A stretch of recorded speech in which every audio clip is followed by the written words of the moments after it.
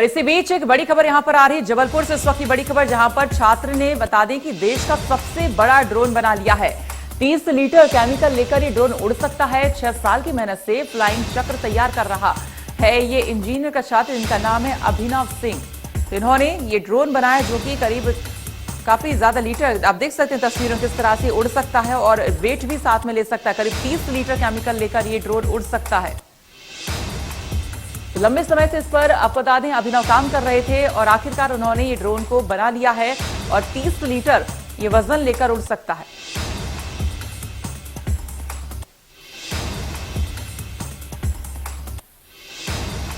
तो करीब 6 साल की मेहनत रंग लाई है। आपको बता दें 6 साल में अभिनव ने इस तरह का ये ड्रोन यहां पर बना है जो कि 30 लीटर केमिकल लेकर उड़ सकता है और इसका कह सकते हैं परीक्षण भी यहां पर किया गया। आप देख सकते हैं तस्वीरों में किस तरह से इसको चलाकर भी देखा गया है।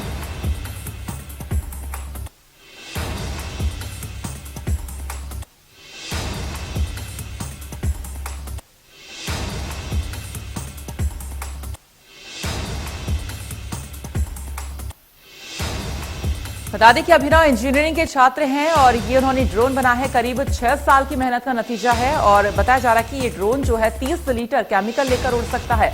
ये छात्र ने बता दें देश का सबसे बड़ा ड्रोन बनाया है। एक किसान की फैमिली से बिलोंग करता हूं और मैं देखता था उनकी जो खेती में जब वो दवाई डालते थे तो कितनी परेशानियां उनको होती थी।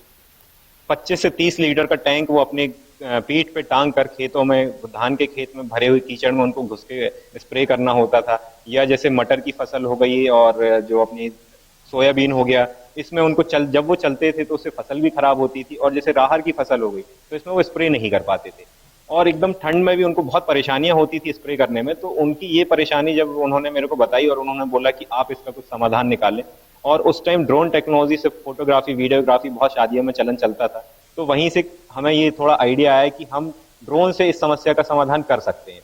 तो वहीं से हमने फिर उनसे इंस्पायर होकर उन चीज़ों को साथ में लेके कि क्या समस्याएं हैं और उसका समाधान ड्रोन से कैसे कर सकते हैं। और क्योंकि ये ड्रोन जो हमने बनाया है ये किसानों के बीच में रह के बनाया है, पूरा खेतों में हमने पिछले 4-5 साल की जो मेहनत थी किसानों के बीच में की है कि कितना उनको स्प्रे चाहिए, किस रफ्तार से स्प्रे हो सकता है, क्या हाइट ड्रोन की होनी चाहिए कि फसल भी खराब ना हो, छिड़काव भी एक समान तरीके से हो। तो उनके साथ रह के ही हमने ये टेक्नोलॉजी डेवलप की और ये पूरा भारतीय किसानों के हिसाब से इसको डिजाइन किया गया है। गाँव एक किसान की फैमिली से बिलोंग करता हूँ और मैं देखता था उनकी जो खेती में जब वो दवाई डालते थे तो कितनी परेशानियां उनको होती थी। 25 से 30 लीटर का टैंक वो अपने पीठ पे टांग कर।